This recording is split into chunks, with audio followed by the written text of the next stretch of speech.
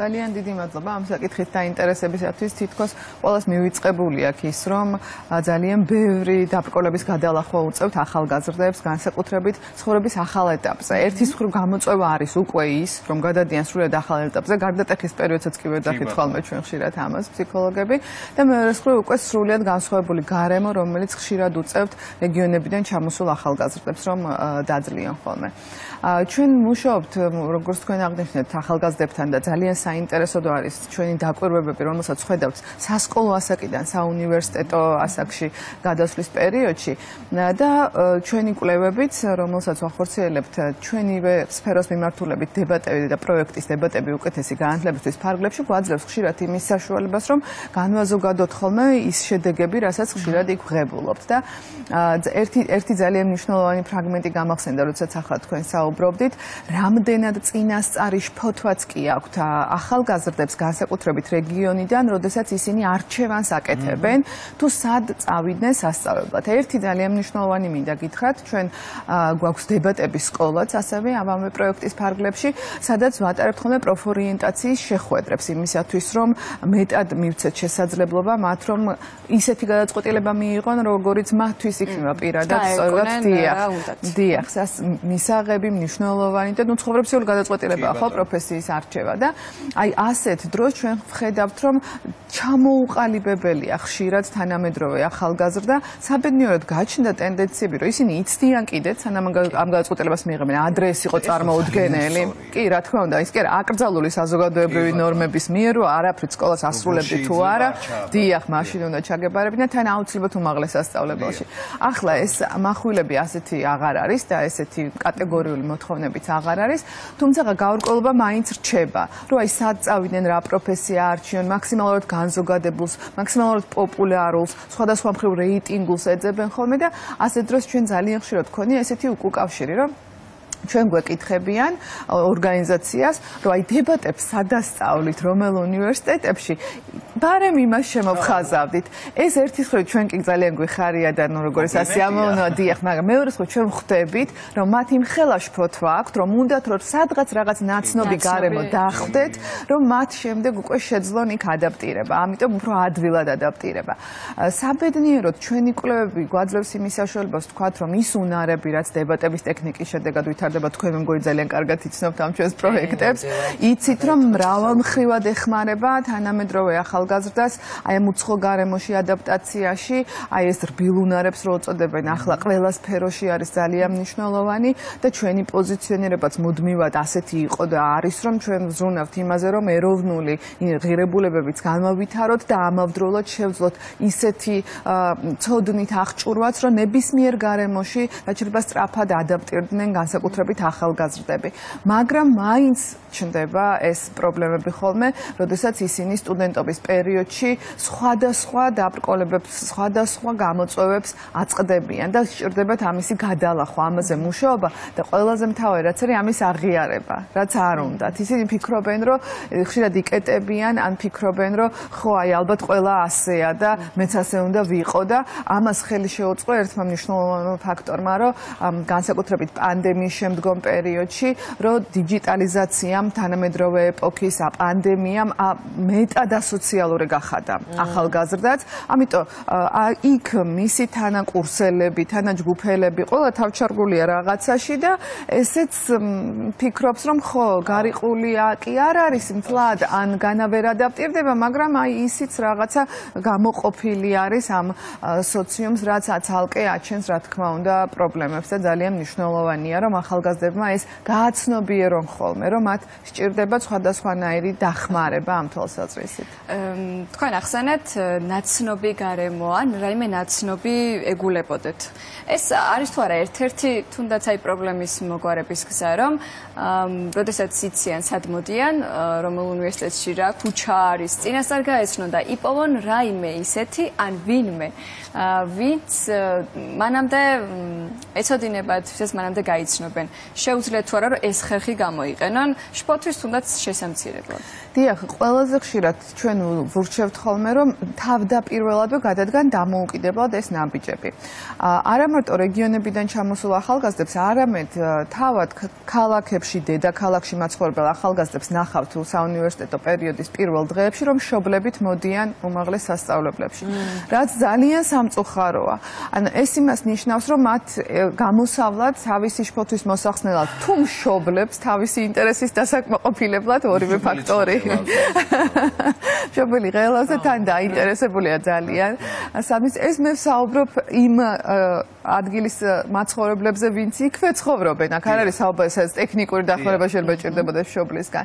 ამიტომ განსაკუთრებით გვაოცებს ხოლმე დღემდე მაინც არ წყდება მშობელთა ესეთი აქტიური სიარული და მე ვურჩევდით, რომ თავიდანვე დამოუკიდებლად გადადგან ეს ნაბიჯები და თავიდანვე გაერკნენ წმინდა ტექნიკურად თქვენ ძალიან სწორად აღნიშნეთ, აი გზა რომელიც უნდა გაიარო, თქვათ, ეხლა ყველაფერი ხალმისაწვდომილი შეგვიძლია ვნახოთ ინტერნეტით, თქვათ, როგორი არის უმოკლესი გზა, ან თქვათ, რა არის იქ ისეთი ნაცნობი მისთვის, რომელსაც შეიძლება რომ ის ჩაეჭიდოს, ასე ვთქვათ. ძალიან ხშირად არის რომ მოგიხსენებათ, ხშირად უწევთ აბიტურიენტებს მომზადება და იქაც ურჩევთ, რომ კარგად მოიკითხეთ ერთმანეთში, ან სხვა ჯგუფებში ვთქვათ, ვინც თუნდაც იმავე მასწავლებელთან ემზადებოდით, რომ ვინსაც წავიდა და შეიძლება რაღაცნაირად გადაკვეთის წერტილები ნახოთ, ან პირველ დღეს სხვადასხვა უმაღლეს სასწავლებლებში იყოთ, მაგრამ შემდეგ შეხვდეთ და გაუზიაროთ შთაბეჭდილებები. ხო არის, რომ როდესაც ორი მეგობარი ერთად ქირაობენ ბინას, სხვადასხვა უნივერსიტეტში არიან, მაგრამ მაინც ახერხებენ იმას, რომ ერთი რეგიონიდან, ასე თქვა, კონკრეტულად რომელიმე სოფლიდან ერთად მოდიან აბიტურიენტები, რაც კიდევ უფრო უმსუბუქებს აი ამ რაღაც პირველ ნაბიჯებს, ასე თქვა, დედაქალაქის ქაოსში მოსარგებად და გასაკვალად გზის. ასეთ შემთხვევას მოვისმენთ ახლა. მაშინ წარმოგდგენ ჩვენს მოკლე ვიდეო სიუჟეტს, ასე თქვა, და სწორედ აი ანა ბირკაია ერთ-ერთი სტუდენტი ინაწილებს ბინის ქირას 4 დეიდაშვილ სტუდენტთან ერთად. ნახოთ. მე ვარ გიორგი კოკაია რაიონიდან. ჩამოვედი თბილისში დაახლოებით სადღაც 3 წლის უკან და სწავლობ ზუსტ საბუნებისმეტყველო მეცნიერებათა ფაკულტეტზე, კონკრეტულად ბიოლოგიის განხრევ. ყველა რეგიონიდან ჩამოსულ სტუდენტს აქვს ესეთი ბევრი პრობლემა, როგორიც არის სოციუმთან კონტაქტი, უნივერსიტეტთან, მეგობრებთან. მე ვარ ანა ბირკაია, 22 წლის, ქალაქ მარტვილიდან. ვსწავლობ ზუსტ საბუნებისმეტყველო მეცნიერებათა ფაკულტეტზე და ვარ მეოთხე კურსი. ხშირად მქონია სურვილი მაგალითად სწავლსულიყავი რაღაც, მაგრამ ვერ ვახერხებდი სწავლიდან გამომდინარე. მონატრებაც რომ რაღაც გინდა და ვერ აკეთებ და ამ ხრივ იყო თავიდან დისკომფორტი. პირველი კურსის პირველი სემესტრი იყო ცოტა ჩემთვის შეცნობითი ხასიათი, იმიტომ რომ რაიონში სხვანაირი სწავლის პროგრამა იყო და თბილისში უკვე სხვანაირი სწავლის პროგრამა. დამოუკიდებლად მომიწია უნივერსიტეტის საქმეების მოგვარება რა. სანამ უფრო სრულყოფილად გავიცნობდი ყველა მეგობრებს რა, ჩემი დავდიოდი ვეძებდი ინფორმაციას რა, როგორ მოქცეულიყავი. აქ თითქმის არავის არ იცნობდა, ანუ ხელახლა გიწევს ადამიანების აღმოჩენა, რომ დაუმეგობრდე.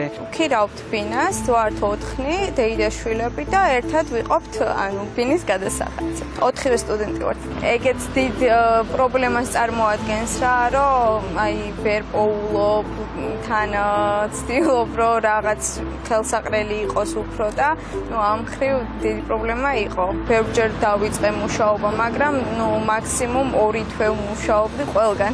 იმიტომ რომ ასე თუ ისე სწავლასთან და შეწყობა ძალიან რთულია. რაიონიდან ვინც ჩამოდის, ყველა არ არის მდიდარი ოჯახიდან, რა თქმა უნდა და უწევს ხა ცოტა იაფად ბინის ქირაობა, ისე რომ მშობლების ხელფასი ეყოს როგორც საკვებში, ისევე ტრანსპორტში და ასევე ბინის ქირაშიც. ჩემ შემთხვევაში მე ჩემი მშობლები იხდიან ქირას. თან დამატებით არ მიწევს სწავლის გადახდა. ხელახლა გიწევს ადამიანების და მეგობრების აღმოჩენა, ასეთი ფრაზა იყო ნახსენები და ეს დღევანდელ სამყაროში ძალიან რთულია, არა მხოლოდ არ აქვს მნიშვნელობა დაბაში ცხოვრობს, სოფელში, რაიონში, დედაქალაქში და დიდ ქალაქებში მაცხოვრებლებისთვისაც ასაკის მატებასთან ერთად ახალი ადამიანების აღმოჩენა და დამეგობრება ძალიან რთულია. ეს არის სოციალური პრინციპი, რა თქმა უნდა. ზოგჯერ ერთი ქალაქიდან საერთოდ სხვა ქვეყანაში მიდიან, ეს კიდევ უფრო დიდი სტრესია. შეგზება რომ პირველი ფოთი ახალი სოციუმის და ალბათ პირადი კომუნიკაბელურობის ხარჯზე ბევრს გაუმარტივდება, მაგრამ ყველგან როდია ასეთი კომუნიკაბელურობა. არის ყველაზე კი პრობლემური ამბავი სოციალიზაცია, თავის დამკვიდრება იმ გარემოში, რომელსაც არ ვიცნობთ, მხოლოდ ადამიანებს. ეს ძალიან საინტერესოდ აღნიშნეთ თქვენ. სხვა ქვეყნებში ძალიან ხშირად მიდიან ახალგაზრდები, ქართველები და იქაც აბსოლუტურად დამოუკიდებელი შიშველი გარემო ხდებათ და რა თქმა უნდა ითვლება რომ ნომერ პირველი საკითხი ეს არის სოციალიზაცია და ანუ სოციალური ადაპტაცია ეს არის ყველაზე მთავარი. თორე იქ რაღაც სასწავლო პროცესი ამ ყველაფერს მეტნაკლებად კიდევ შეიძლება რაღაცნაირად დიახ ხო მოერგო და რაც თავარია ნებისმიერ სიტუაციაში კონდეს თავისუფლება რომ შეცვალო აღმოაჩინო რომ თქვა ეს ის პროფესია არ არის რაც გინდოდა და შეგიძლია რომ შეცვალო ამასაც აუცილებლად დაუბრუნდებით მაგრამ სოციალიზაცია რაც ძალიან მნიშვნელოვანი და ჩვენი კვლევების შედეგად რა აღმოვაჩინეთ როგორც გითხარით ეს სწავლება მთლიანად ჩვენი და თავად პროექტის დებატები უკეთესი განათლებისთვის განათლების ხელშემწყობია და მიზანიც გვაქვს ეს სწორედაც რომ ხარისხიანი განათლების ხელმისაწვდომობა გავზარდოთ სწორედ რეგიონებში და ამ კვლევებს სულ ვატარებთ წლიდან წლამდე ვზომავთ რა შედეგები გვაქვს და ამასობაში გამოიკვეთა სრულიად ირიბად შემთხვევით ესეთი ტენდენცია რომ რეგიონებში სოფლებში განსაკუთრებით მცხოვრებ ახალგაზრდებს უფრო მეტად აქვთ განვითარებული ის უნარები რომელიც აი ამ ღიაობას რაც თქვენ აღნიშნეთ კომუნიკაბელურობას უწყობს ხელს ვიდრე ქალაქებსა და დიდ ქალაქებსა და დედაქალაქში ესეც განპირობებულია თანამედროვე დიჯიტალიზაციით და თანამედროვე ეპოქის იმ მიღწევებით რომლებმაც მიჯაჭვული გახადა ადამიანები უფრო მეტად სხვადასხვა ტიპის ეკრანზე პლანშეტებზე და ასე შემდეგ სადაც ცხოვრობენ ამ ვირტუალურ სამყაროში და სოფლად ეს ცოტა უფრო შეფერხებულია ჯერჯერობით და მე დიდი მეც ვიტოვებ რომ ეს გაგრძელდება და ამიტომ მათ ხშირად აქვს დიახ ცოცხალი ურთიერთობების უკეთესი გამოცდილება და ეს ეხმარება თხოვნა მაცხოვრებელმა რაც მაცხოვრებელს არ ვიცით დღეს ბევრმა არ ვიცით ჩვენი მეზობლების სახელები ხო კი ბატონო და აი ასეთ დროს არის ხოლმე სწორედაც დისკომფორტი რაც უჩნდებათ ასეთ ახალგაზრდებს რომ მან მეტნაკლებად ლაღადი იცის ურთიერთობა მაგრამ და მეორეს მხრივ აწყდება უეცრად ადგილობრივს რომელიც აი ესეთია და ხშირად არასწორად აღიქვამს მის ქცევას ის ფიქრობს რომ მისი ასეთი ტიპის ქცევა არ არის განპირობებული იმით რომ ის ნაკლებად კონტაქტური არამედ განპირობებულია იმით რომ მასთან არ უნდა კონტაქტი ან ის ადამიანი არ არის ვინც მის წრეში მიიღებს და ასე შემდეგ თავისთვის აკეთებს დასკვნებს და მე მინდა რომ ვუთხრა ასეთ ახალგაზრდებს რომ ეს უმეტეს შემთხვევაში არის მცდარი შეფასება ამიტომ პირიქით თქვენი ეს უნარები გააცოცხლეთ და გამოიყენეთ იმისათვის რომ უფრო ადვილად შეხვიდეთ ურთიერთობაში და კიდევ ერთი საინტერესო დაკვირვება რაც ჩვენ მივიღეთ და უკავშირები გვაქვს ხოლმე ძალიან ხშირად აი სტუდენტებისგან რომლებიც აი სასკოლო პერიოდში ეუფლებოდნენ ჩვენ სწავლებას და გახდნენ სტუდენტები ისინი აღნიშნავენ რომ ბევრი უნარი რომელიც თითქოს ჩვენ სწავლებაში ჩვენ ხშირად უფრო თამაშით შემოესწავლებათ ხოლმე ბევრი რამ რაც არის თქვა მსჯელობასთან სიტყვით გამოსვლასთან გუნდურობასთან დაკავშირებული ხო მასალების მოძიებასთან ეს იმდენად ეხმარებათ რომ ისინი ხშირად მე სტუდენტობაში გვიზიარებენ რომ აქ ნასწავლი დაგვეხმარა რომ უფრო კარგად და კომფორტულად გვეგრძნო თავი ნებისმიერი პროფესიის არჩევის დროს.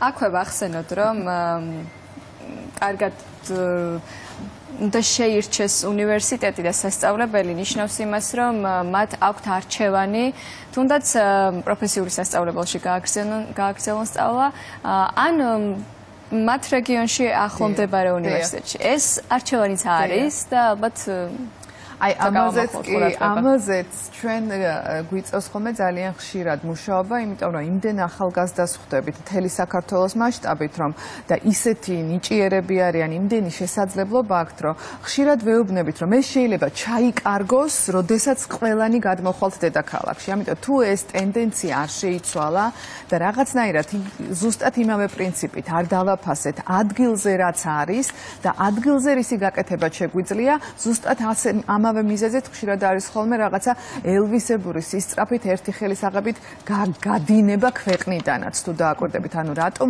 გასაგებია რომ ხშირად ხარისხიანი, უფრო მეტად ხარისხიანი განათლების მიღება სურთ ახალგაზრდებს და შესაძლოა იმიტომაც მიდიოდნენ ქვეყნიდან, მაგრამ ძალიან ხშირად თუ ნახავთ, იქაც უამრავ დაბრკოლებებს აწყდებიან და როგორც იტყვიან, სულ უკან რჩებათ ეს მთავარი მიზანი. ამიტომ სანამ ასეთ მკვეთრ გადაწყვეტილებებს მიიღებდნენ, ძალიან კარგად უნდა აწონდაწონონ და დააფასონ ის, რაც აქვთ. ადამიანს ხო უჭირს იმისი დაფასება, რასაც მუდმივად ხედავს. განსაკუთრებით რეგიონებში და განსაკუთრებით პროფესიული სასწავლებლების მიმართულებით, რომლებიც თითქოს არც იმდენად პოპულარულია დღეს, მაგრამ ნელ-ნელა მაინც ადამიანები ხედავენ, რომ დღეს არც დიპლომს, არც რაიმე დოკუმენტს, არავითარი ფასი აღარ აქვს.